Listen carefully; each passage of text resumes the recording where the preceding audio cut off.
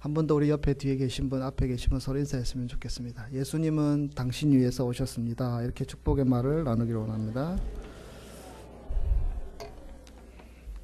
네, 우리 김문수 집사님 가정도 오셨고 또 성탄절이라 가족들 승박이도 보이고 여러 가족들이 있네요. 감사합니다. 하나님의 은혜가 또 성탄절을 맞이한 하나님의 평화가 여러분들의 가정에 살아가는 삶의 자리에 함께 하셔서 주님 주시는 평화로 모든 것을 이기는 그런 우리 교우들이 될 수 있기를 주님의 이름으로 축복합니다. 오늘 우리 마태복음 2장 말씀과 요한복음 11장 말씀을 가지고 아기 예수님의 마음이라는 제목으로 하나님 말씀을 나누기를 원합니다.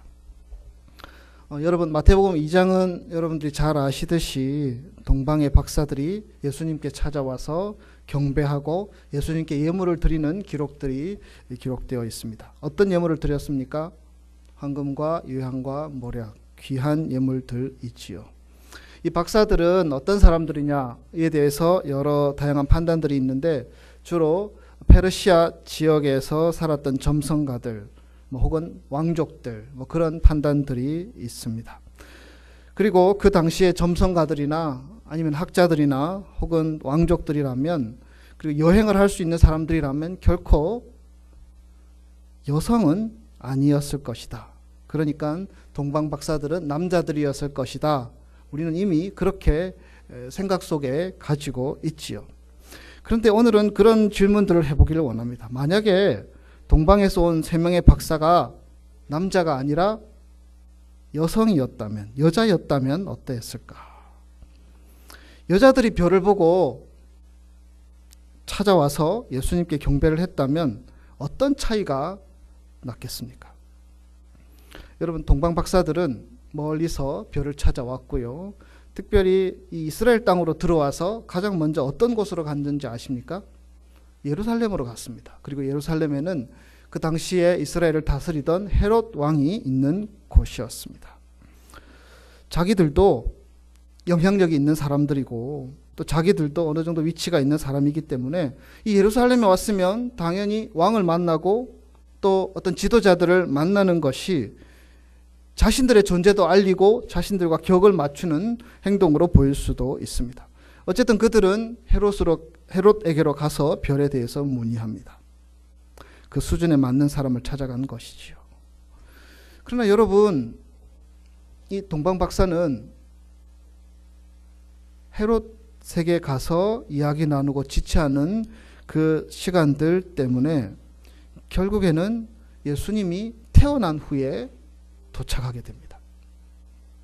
그래서 지체하지 않았을 시간들을 보냄으로 인하여서 결국에는 예수님이 탄생하시는 장면들을 볼 수가 없었지요. 나중에 도착해서 그들은 예물을 드리기도 했었지요. 동방의 박사들은 아기 예수님께 경배하고 황금과 유향과 모략을 예물로 드렸습니다. 자기들이 준비할 수 있는 최대의 예물이었던 것으로 보입니다. 그 예물을 드리기 위해서 그들은 어떤 희생을 치러야 했는지 어떤 정성을 준비했는지는 기록되어 있지 않지만 이 예물 자체가 가지고 있는 어떤 귀함들 그리고 이 예물을 받는 그 사람이 왕이다라고 느꼈기 때문에 그 격에 맞추어서 황금과 유향과 모략을 예물로 드렸습니다. 오늘날에도 성탄절이 되면 여러분 그런 말씀들 많이 들어보셨을 것입니다. 이 황금이 어떤 의미고 유향이 어떤 의미고 모략이 어떤 의미고 이런 말씀이 오늘도 설교되어지고 있지요. 그런데 그런 생각을 한번 해보게 됩니다. 만약 이들이 여자였다면 어찌 했을까? 물론 성경에 없는 내용이지요. 상상하는 것입니다. 여자였다면 좀 다르게 행동하지 않았을까 생각합니다. 아마 이렇게 좀 거들먹거리고 자기 격에 맞는 사람 찾는다고 시간 지체하지는 않았을 것이고요. 제때 예수님이 계신 곳에 갔을 것입니다. 예수님이 계신 곳이 어떤 곳이었습니까? 마구간의 말구유였습니다. 어떻게 했을까요? 아마 팔을 걷어붙이고 마구간 청소부터 하지 않았을까요? 예수님이 계신 곳이 이렇게 누추하다니 이런 생각들이 들었을 것입니다. 그래서 그들은 할 수 있는 대로 깨끗이 청소하고 일찍 도착했으니 물을 데워서 아기를 받으려고 했겠지요. 선물도 그렇습니다. 황금과 유향과 모략 참 귀한 것이지만 아마 여자들이었다면 이런 것을 준비하지 않았을까. 오늘로 치면 기저귀 준비하고, 오늘로 치면 예수님이 입을 옷까지 준비하고 그렇게 하지 않았겠습니까? 만약에 한국 사람들 정서였다면 미역국도 열심히 끓여가지고 준비할 수 있었겠지요. 아기가 태어나는 과정들, 그들이 도울 수 있는 방법대로 도와줬을 것이고요. 힘들어하고 있는 산모에게 위로의 말, 격려의 말, 건강한 아이가 태어났다. 이분이 왕이시다. 이분이 구세주다. 이런 얘기들을 함께 나누었을 것입니다. 실제로 여성들이었다면 예수님에게, 아기 예수님에게, 또 산모인 마리아에게 오히려 더 필요한 행동들을 취하지 않았을까. 여러분, 이 말씀은 이 동방박사들이 드린 이 예물을 폄하하려는 의도는 전혀 없습니다. 물론 그것도 귀한 것입니다. 그들은 많은 시간을 거쳐서 동방에서 예루살렘, 베들레헴까지 왔고요. 그리고 최선으로 아기 예수님께 경배를 했습니다. 그것은 사실입니다. 성경의 기록으로까지 남아있지요. 그리고 참 의미 있고 귀한 행동입니다. 하지만 성탄의 의미는 그런 것에만 있는 것은 아닙니다. 여성적인 정서, 감성, 그리고 거기에서 나타나는 어떤 따뜻함이 첫 번째 성탄절 속에 담겨 있는 메시지가 아니겠습니까? 물론 예수님은 왕이십니다. 하나님의 아들 예수 그리스도, 그분은 왕이시며 왕으로도 오실 수 있었습니다. 구름을 타고 초자연적인 모습으로도 분명히 올 수 있었을 것이고, 정말 어떤 왕족의 자식으로, 어떤 제사장의 자녀로 태어날 수도 있었을 것입니다. 모두가 저분이 왕이구나, 저분이 메시아구나, 저분이 하나님의 아들이구나 볼 수 있고 깨달을 수 있는 모습으로 다가올 수도 있었을 것입니다. 능력자로 나타날 수 있었다는 것입니다. 하지만 예수님은 그렇게 하지 않으셨습니다.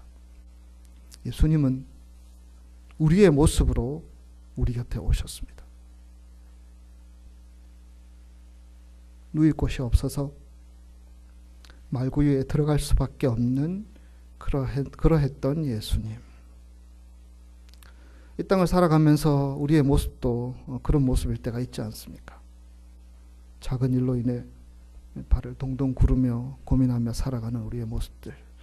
조그만 것들이 없어서 이리 구울까 저리 해결할까 조바심 내기도 하는 우리의 삶들.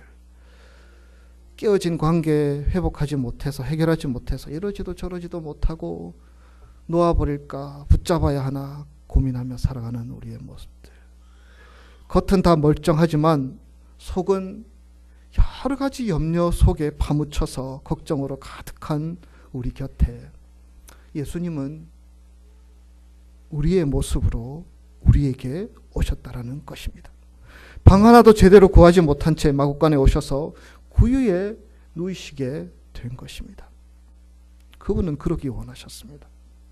왜냐하면 내가 너와 함께 하기를 원한다. 내가 너희를 이해할 수 있단다.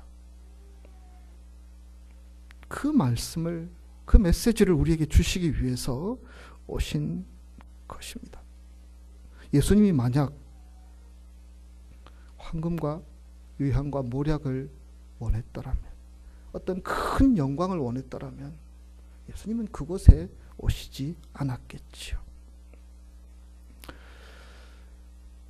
어떻게 보면 그런 생각들을 가지게 됩니다. 황금과 유향과 모략은 이 마곡간 구유에 있는 예수님께 어울리지 않는 예물입니다. 어색한 것이지요. 물론 그들의 정성과 그들의 마음은 소중한 것이지만, 그러나 만약에 아기 예수님이 그것에 대해서 판단을 한다면 말구유에 오실 필요가 없었고요. 그 말구유에 오셨다라는 그 예수님의 모습 자체가 우리에게 주는 메시지가 분명히 있다라는 것입니다. 여러분, 예수님의 3년의 공생애를 우리가 알고 있습니다. 그분은 3년 동안 지내면서 여러 가지 일들을 하셨습니다. 무슨 일들을 하셨습니까? 물론 그분은 불의와 맞서 싸우기도 하시고 분노하기도 하시고 성전을 청결하게 하기도 하셨으며, 겉과 속이 다른 바리새인들을 독사의 자식들아라고 징계하면서 분노하면서 그렇게 독서를 퍼붓기도 하셨습니다. 그분은 당신의 능력으로 많은 사람들을 고쳐주시기도 하셨고 심지어는 풍랑을 잔잔케 하기도 하셨습니다. 그러나 예수님의 삶을 복음서를 통해서 잘 살펴보면 그보다 더 많은 시간들을 한 사람 한 사람에게 다가가셔서 친구가 되어주시고 위로하여 주시고 격려하여 주시고 소외된 사람들, 병든 자들의 벗이 되어주시고 그들의 몸의 상처뿐만 아니라 이 마음의 상처까지도 다 치유해 주시는 그런 예수님의 모습을 보게 됩니다. 그들의 마음을 만지시는 주님. 그래서 예수님은 사람들이 자신을 세리와 죄인의 친구, 그 당시에 가장 더럽고 추하고 가장 경멸했던 대상인 세리와 죄인의 친구라는 별명들을 부끄러워하지 않으셨습니다. 나는 그런 사람이다. 나는 세리의 친구가 되길 원하고 죄인들의 친구가 되길 원한다. 그렇게 생각하고 행하셨습니다. 그분이 자신을 드러내려고 했다면 예수님의 사역 자체도 달랐을 것입니다. 아마 예루살렘 종교 지도자들, 정치 지도자들이 중심이 되어 있는 그곳을 중심으로 사역했겠지요. 그러나 예수님의 사역을 보면 갈릴리 호수를 중심으로 그늘진 곳, 소외된 곳을 중심으로 사역하신 것을 우리는 잘 알고 있습니다. 오늘 우리 재선이가 읽어준 이 요한복음 본문도요, 그런 맥락에서 이해할 수 있습니다. 여러분, 요한복음에는 누가 지금 죽었습니까? 나사로가 죽었습니다. 예수님께서 아주 아끼고 사랑하는 형제와 같은, 벗과 같은 그런 존재였습니다. 이제 예수님께서 그곳으로 가게 됩니다. 이미 죽은 지 나흘이나 되었습니다. 냄새도 나고 여러 가지 어려운 상황입니다. 죽은 지 나흘 됐다고 형제들의 아픔, 그 어떤 슬픔이 금방 가실 수 있겠습니까? 마르다와 마리아, 그리고 그들을 사랑하는 많은 사람들이 슬퍼하며 괴로워하며 힘들어하는 광경들을 예수님은 보시게 됩니다. 예수님은 그들의 눈물을 보시고 감정이 복받치는 것을 느꼈습니다. 그들이 슬퍼하고 힘들어하는 모습을 보면서 안타까운 마음이 드시는 것입니다. 속상하여서 괴로워하고 분노하는 마음도 가지게 됩니다. 그리고 본문 35절은 이렇게 기록되어 있습니다. 예수께서 눈물을 흘리시더라. 가족을 잃은 사람들 곁에서 그분과 함께 괴로워하며 눈물을 흘리며 그들의 곁에 계셔 주셨던 것이지요. 2000년 전 이 땅에 오신 예수 그리스도는 그렇게 하기 위해서 오셨습니다. 그들과 함께 하기를 원하셨고 그들의 아픔을 나누기를 원하셨고 그들의 눈물을 닦아주기를 원하셨고 함께 눈물 흘리기를 원하셔서 예수 그리스도는 이 땅에 오셨고 오늘도 변함없이 이 자리에 함께 예배드리는 저와 여러분의 삶 가운데 임마누엘의 모습으로 함께하여 주심을 믿습니다. 그러기 위해서 주님은 이 땅에 오셨습니다. 오늘은 2016년 성탄절입니다. 예수님이 오신 것을 기뻐하고 감사하며 찬양하는 날입니다. 우리가 말씀을 나누기 전에 처음 그렇게 인사하라고 말씀 부탁드렸죠. 어떻게 인사했습니까? 감사한 성탄절이 되십시오. 여러분, 성탄절의 의미 가운데 하나는 우리에게 오신 예수 그리스도를 바라보면서 감사하는 마음, 그 마음을 하나님께 전하는 것이 아니겠습니까? 이 귀한 성탄절에 이 자리에 함께한 우리 크리스탈 교회 교우들의 삶과 가정과 일터와 또 새해 위에 이 예수님이 오신 성탄의 기쁨과 위로와 평화가 넘치기를 소원합니다. 그리고 여전히 이 세상 곳곳에 주님의 기쁨과 평화가 필요한 곳이 너무나 많이 있습니다. 시리아의 알레포와 같은 곳, 암울한 북한 땅, 또 요즘은 혼란스러운 우리 대한민국과 같은 곳, 내전 중인 아프리카의 곳곳들, 자연재해로 고통당하는 또 하이티와 같은 곳, 주님의 기쁨과 평화가 필요한 이 세상의 곳곳마다 이 예수님의 탄생의 소식이 우리 위해서 오셨다라는, 우리와 함께 하시기 위해 오셨다라는, 우리를 위해서 위로하시고 우리와 함께 눈물 흘리기 위해서 오셨다라는 예수 그리스도의 소식이 증거되고 선포되기를 기대합니다. 오늘은 우리 성탄절 예배를 드리고 있습니다. 우리가 정성껏 예배를 드리고 우리의 성의를 다해서 하나님께 헌금도 드리고요. 또 사랑하는 사람들에게 성탄 선물도 주기도 하면서 성탄 메시지를 나누며 그렇게 보내고 있습니다. 참으로 귀하고 아름다운 일들입니다. 그러나 이 성탄절에 이 아기 예수님의 마음을 돌아볼 수 있기를 원합니다. 베들레헴 말구유에 오신 아기 예수님의 마음. 그분은 왕이셨기에 왕으로서의 대접들을 동방박사 세 사람들은 하려고 했고요. 그것 자체도 귀한 것이었지만 우리가 여성적인 시각에서 그 예수님께서 오신 사건과 그분의 오심의 의미들을 생각해 본다면 성탄절을 대하는 우리의 마음도 좀 달라질 수 있지 않겠습니까? 예수님이 오신 것을 우리가 되새기는 길은요, 어쩌면 우리가 사랑하는 가족들, 내 배우자, 사랑하는 부모님, 자녀들, 내가 당신 곁에 있고 당신을 응원하고 격려합니다.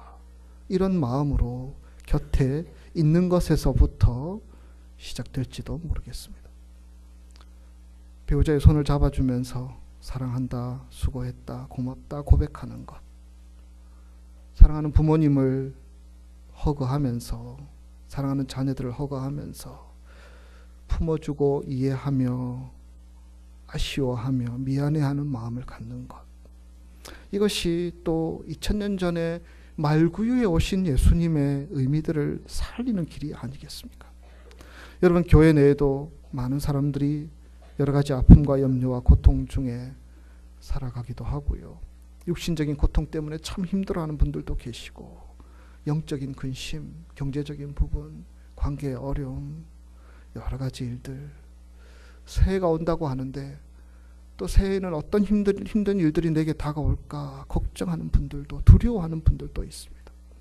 이 성탄절 예수님께서 우리에게 말구에 오신 그 메시지는 우리가 서로 돌아보면서 예수님의 사랑으로 서로 위로하고 서로 격려하는 것, 내가 당신 위해서 기도해 주겠노라 말하고, 내 기도 제쳐놓고 그를 위해서 눈물로 밤새워 기도해 줄 수 있는 것, 그들의 슬픔과 아픔을 보면서 예수님처럼 함께 울어주고 함께 슬퍼해주고 함께 기뻐해 줄 수 있는 모습들, 이런 것이 이 성탄의 의미를 살리는 행동이 아니겠습니까? 이민사회는 서로의 마음을 열기가 참 힘들다고 합니다. 왜냐하면 이미 상처도 많이 받았고 오해도 있기 때문입니다. 그러나 여러분, 성탄절은 우리의 그런 모습들을 깨기 위해서 우리 주님께서 오신 것입니다. 주님께서 이 땅에 우리 위해서 오셨다라는 것은요, 하나님이 우리에게 먼저 당신의 마음을 열어 보여주신 것입니다. 우리는 닫혀 있는데 그분은 내가 너를 이만큼 사랑해 라는 그 마음을 우리에게 열어 보여주셔서 외아들 예수 그리스도를 우리에게 이 성탄의 선물로 우리에게 주신 날이 아닙니까? 죄 가운데 살아가는 우리들, 우리 스스로는 도대체 하나님 앞에 나아갈 수 없는 그런 죄인인 우리들을 향하여서 하나님은 하나님의 마음을 열어 보이셨고, 그 열어 보이신 사건이 바로 2000년 전 말구유 오신 예수 그리스도의 모습이 아니겠습니까? 그분은 우리에게 그렇게 말씀하십니다. 내가 너를 받아주겠다. 내가 너를 용납하겠다. 그럼에도 불구하고 내가 너를 인정하고 내 자녀 삼기를 원한다. 이것이 성탄의 메시지가 아니겠습니까? 성탄절은 예수님의 사랑으로 사랑하는 절기입니다. 성탄절은 말구유에 오셔서 그 사랑을 보여주신 그 예수님의 마음을 헤아리면서 서로 용납하고 이해하는 절기입니다. 성탄절은 서로 용서해주고 오히려 서로 격려해주고 다가가서 허그하며 기도해주는 절기입니다. 단절된 관계들, 저 사람이 먼저 다가오기를 기다리는 것이 아니라 그 관계의 회복을 위해서 예수님께서 마음 열고 우리에게 다가오셨듯이 그 마음으로 한 사람 한 사람에게, 형제들에게, 교우들에게 다가가는 모습이 이 성탄의 의미를 살리는 주님의 메시지가 아니겠습니까? 단절된 관계를 회복하고 막혀있는 담을 허물어뜨리기를 우리 주님은 원하십니다. 예수님은 그러기 위해 오셨습니다. 오늘 예배를 마치고 집에 돌아가셔서 이 성탄의 의미들을 되살릴 수 있는 자그마한 행동들이 우리에게서 흘러나올 수 있기를 소원합니다. 전화라도 하고 편지라도 쓰고 우리의 마음을 이해해 주신 예수님의 마음을 조금이라도 담고자 하는 그 열망으로 우리가 할 수 있는 작은 행동으로 표할 수 있는 시간이 되기를 원합니다. 우는 자들과 함께 울어주고 힘든 자들과 함께 있어주고 나는 서툴지만 아직도 그 마음 담지 못했지만 예수님의 마음을 가지고 한번 다가서야지. 2000년 전에 오신 예수님께서 우리에게 원하는 마음이 바로 그 마음이 아니겠습니까? 우리를 받아주신 예수 그리스도, 그 예수님의 마음을 이번 성탄절에 나도 품기를 원합니다. 이 마음을 가지고 우리가 주님 앞에 사람들을 향하여 나아갈 수 있는 우리 모든 주의 백성들이 되시기를 주님의 이름으로 축복합니다.